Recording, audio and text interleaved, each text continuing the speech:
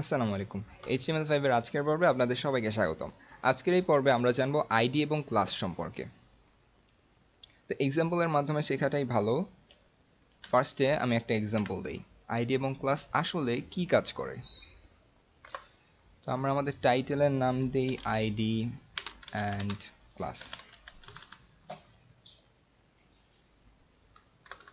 ID এবং ক্লাসের কাজগুলো প্রায় একই ধরনের হলেও এদের মধ্যে কিছু পার্থক্য রয়েছে। সর্বপ্রথম আমি একটা পি ট্যাগ নিয়ে নিই। পি ট্যাগের মধ্যে আমি লিখি বাংলাদেশ। এখন এই পি ট্যাগের মধ্যে আমি যে বাংলাদেশ লেখাটি লিখলাম, এই বাংলাদেশটি এখানে তো শো করবে। এই বাংলাদেশ লেখাটাকে আমি লাল করতে চাই, ঠিক আছে? সেটার জন্য আমাদের সিএসএস ব্যবহার করতে হবে। এই আইডি এবং ক্লাস আমরা যখন আমাদের এইচটিএমএল ডকুমেন্টের কোনো একটা এলিমেন্টকে কল করব, কোনো একটা এলিমেন্টের উপর কোনো কিছু একটা অ্যাপ্লাই করব, তখন ওই এলিমেন্টটাকে আমাদের আগে নির্দেশ করতে হবে যে ওই এলিমেন্টটা। তারপর ওই এলিমেন্টটার থেকে আমরা কখনো হয়তো ওই এলিমেন্টটা থেকে কোনো একটা ডাটা এক্সট্র্যাক্ট করব, কখনো হয়তো ওই এলিমেন্টের উপর কোনো একটা স্টাইল অ্যাপ্লাই করব, কখনো হয়তো ওই এলিমেন্টটাকে আমরা মডিফাই করব।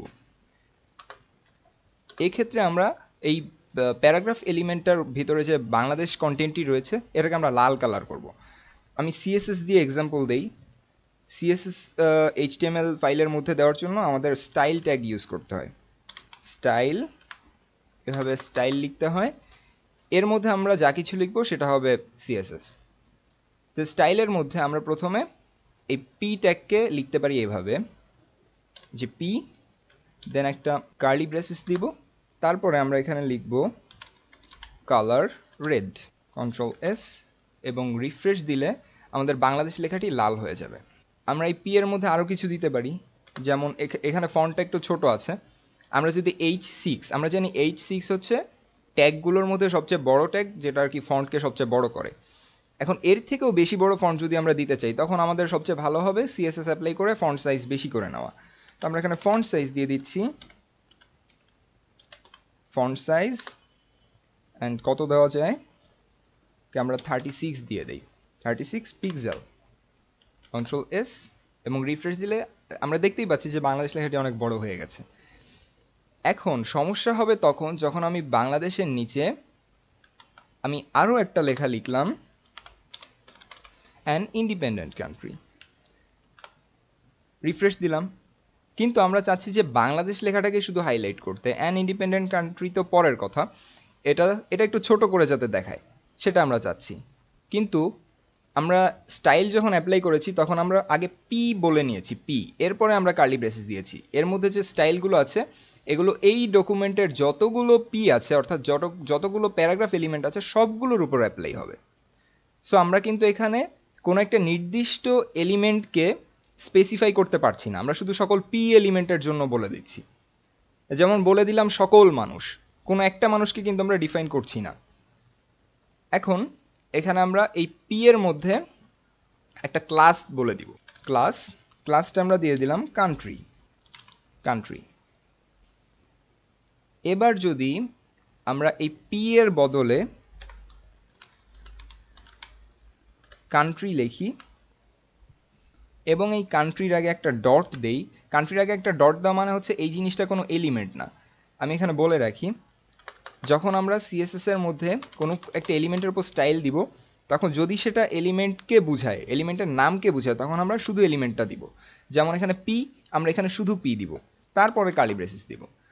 যদি হয় এলিমেন্টটা কোনো একটা ক্লাস নেম, ধরলাম ক্লাস নেম এখানে কান্ট্রি, তখন আমরা আগে ডট দিব, তারপরে ক্লাস নেমটা দিব, তারপরে কার্লি ব্রেসেস দিয়ে এর মধ্যে স্টাইলগুলো দিব। যদি সেটা হয় আইডি, তাহলে আমরা আগে হ্যাশট্যাগ দিব, হ্যাশট্যাগ দিয়ে তারপরে আইডি নেমটা দিয়ে দিব, আইডি নেম যেটা আমরা দিব সেটা, এরপরে কার্লি ব্রেসেস দিয়ে আমরা স্টাইলগুলো দিয়ে দিব। তো এখানে যেহেতু আমাদের কান্ট্রিটা একটা ক্লাস, আমরা এখানে শুধু একটা ডট দিয়ে তারপরে কান্ট্রি লিখেছি এবং এর ভিতরে স্টাইলগুলো দিয়েছি। এখন এটা কন্ট্রোল এস দিই এবং রিফ্রেশ করি, তাহলে আমরা দেখতে পারবো যে শুধু এই ক্লাসের আন্ডারে যে পিটা ছিল সেটাই শুধু লাল হয়েছে, সেটার উপরেই শুধু স্টাইলটা এসেছে।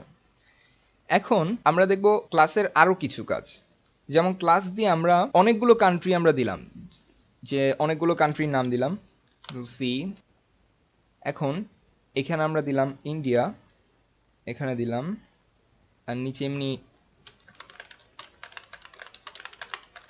নর্মাল কিছু লেখা দিয়ে দিলাম।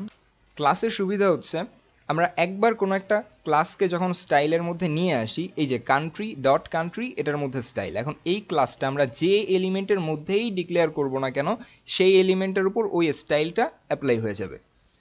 যেমন এখানে আমরা এই যে প্রথম যে পিটা আছে, প্রথম পিটার এখানে আমরা ক্লাসটা কান্ট্রি দিয়ে দিয়েছি এবং এই কান্ট্রির যে স্টাইলগুলো এটার উপর চলে গিয়েছে। এখন দ্বিতীয় পিটাতে আমরা দিব না,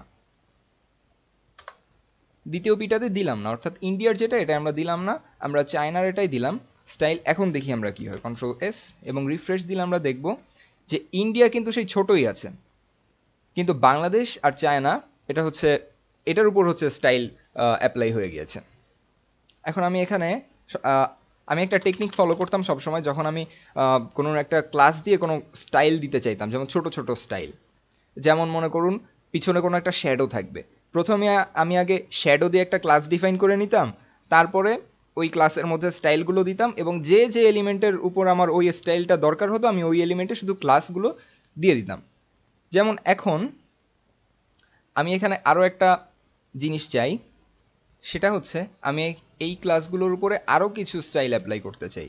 সাপোজ আমি এখানে এই ফন্ট সাইজটা আমি কেটে দিলাম, আমি এখানে কয়েকটা ক্লাস নিয়ে নিই, একটা হচ্ছে বিগ ফন্ট,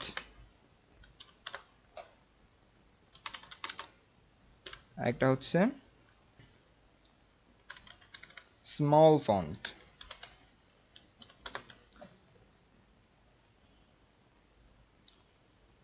এবার এই বিগ ফন্টের ভিতরে আমি লিখলাম ফন্ট সাইজ লিখলাম 72 পিক্সেল, আর স্মল ফন্টের মধ্যে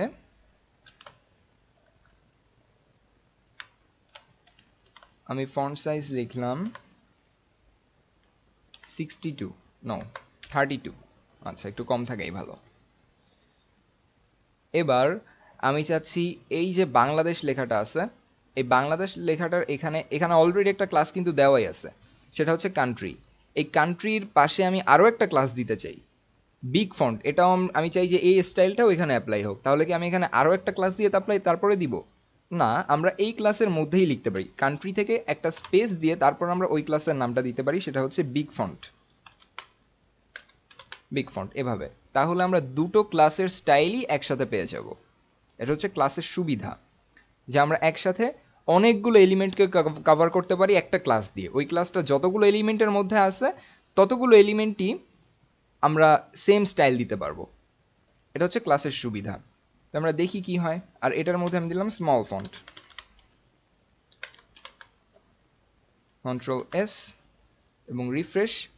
আমরা দেখতেই পাচ্ছি বাংলাদেশ লেখাটা বিগ ফন্টে অর্থাৎ 72 পিক্সেলের হয়ে গিয়েছে এবং চায়না এটা 32 পিক্সেলের হয়ে গিয়েছে, এবং এদের উপর একই সাথে দুটো ক্লাসের স্টাইলই যুক্ত হয়েছে।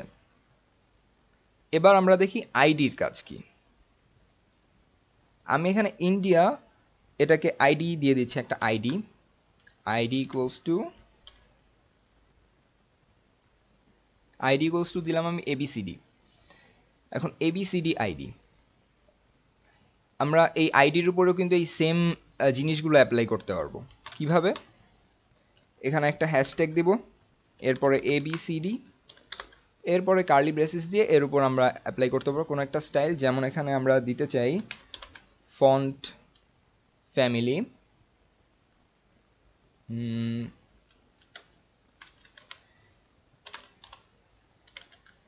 এরিয়াল ব্ল্যাক, কন্ট্রোল এস এবং রিফ্রেশ, আমাদের ফন্ট ফ্যামিলি এরিয়াল ব্ল্যাক হয়ে গেছে। এরপর আমরা ফন্ট সাইজটা একটু বড় করতে চাই, এখন ফন্ট সাইজ আমি চাই এটা বিগ ফন্টের মতো হোক বা 72 পিক্সেলের হোক, সেটার জন্য আমরা এই বিগ ফন্ট ক্লাসটাও কিন্তু এর মধ্যে অ্যাড করে দিতে পারি, আইডি এবং ক্লাস একই সাথে একটা এলিমেন্টের মধ্যে থাকতে পারে। আমরা এখানে তাহলে একটা ক্লাসও দিয়ে দিই, তাহলে একসাথে দুটো জিনিস বোঝা যাবে।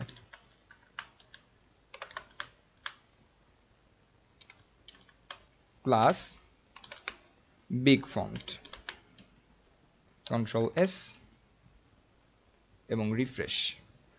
আমরা দেখতে পাচ্ছি ইন্ডিয়া শব্দটির উপরে একই সাথে এবিসিডি আইডি এবং বিগ ফন্ট ক্লাস দুটোর স্টাইলই একসাথে প্রযোজ্য হয়েছে। আমরা যেরকম বিগ ফন্ট ক্লাসটি একদম গণহারে সব জায়গায় ব্যবহার করতে পারছি, ওই ক্লাসের মধ্যে ব্যবহার করতে পারছি, আইডির সাথে ব্যবহার করতে পারছি, একাধিক এলিমেন্টে ব্যবহার করতে পারছি, কিন্তু আইডি আমরা একটা এলিমেন্ট বাদে আর কোথাও ব্যবহার করতে পারবো না। এই যে এবিসিডি আইডি আমি এখানে দিয়েছি, এই এবিসিডি আইডি আমি এই সেকেন্ড পিতে আমরা ব্যবহার করতে পারবো না। ঠিক আছে? ফর এক্সাম্পল আমি কোনো একটা ফর্ম ক্রিয়েট করলাম, ফর্মের মধ্যে অনেকগুলো ফিল্ড থাকলো, অনেকগুলো সেকশনে অনেকগুলো ফিল্ড থাকলো। প্রথম সেকশন থাকলো যে আমার নাম, আমার পরিচয়, এই সম্পর্কে একটা সেকশন থাকলো, সেই সেকশনের আন্ডারে বেশ কয়েকটা ফিল্ড থাকলো।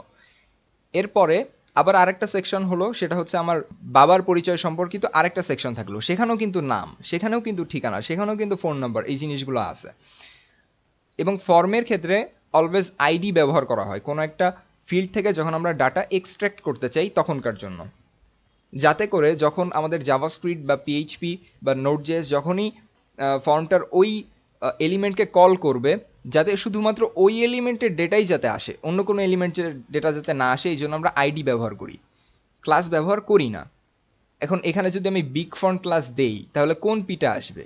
এটাও আসবে, এটাও আসবে, এটাও আসবে, সুতরাং ক্লাস দিয়ে আমাদের হবে না। কিন্তু আমরা যখন বলবো এই আইডি এবিসিডি, তখন কিন্তু শুধুমাত্র এর মধ্যে যা আছে সেটাই আসবে, ইন্ডিয়া। এবার আমরা আইডি দিয়ে একটা মজার খেলা খেলবো।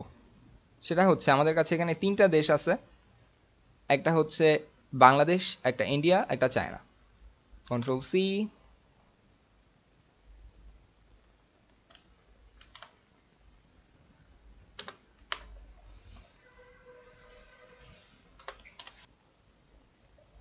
আমরা দেখতে পাচ্ছি আমাদের ওয়েব পেজের মধ্যে, মানে পুরো একটা পেজ জুড়ে একটা কান্ট্রির মানে একটা ডেমো ডেসক্রিপশন আর কি, এটা চলে আসছে। প্রথমটা হচ্ছে বাংলাদেশ, একটু স্ক্রোল করলেই আমরা যাচ্ছি ইন্ডিয়া, আরেকটু স্ক্রোল করলেই চায়না পেয়ে যাচ্ছি আমরা।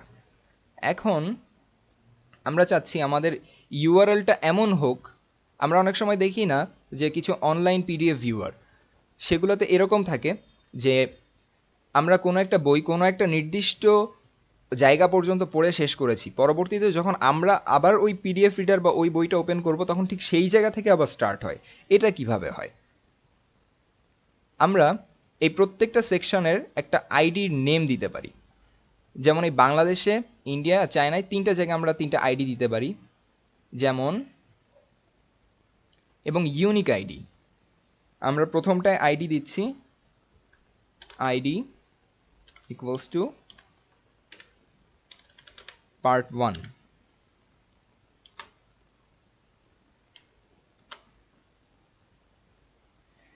সেকেন্ডটায় তো আইডি দেওয়াই আছে, সেটা হচ্ছে এবিসিডি। থার্ডটায় আমি আইডি দিয়ে দিচ্ছি পার্ট 3। পার্ট 2 আমি আর দিলাম না, কারণ এখানে এবিসিডি দেওয়াই আছে, তো এটা আমি আর দিলাম না। Control S. এখন আমি আরেকটা ওয়েব পেজ ক্রিয়েট করি এটা বোঝানোর জন্য।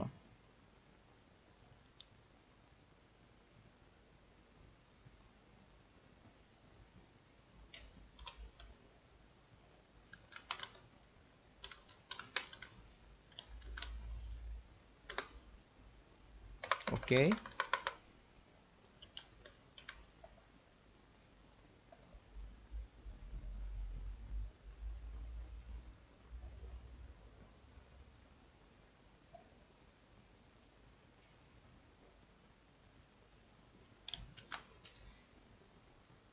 এখানে আমি একটা বাটন দিচ্ছি, বাটন, আচ্ছা বাটন নাম, একটা অ্যাঙ্কর ট্যাগ দেই, এটার মধ্যে আমরা দিচ্ছি পার্ট 1, আচ্ছা পার্ট 1 না দেই, এখানে বাংলাদেশ দেই, বাংলাদেশ।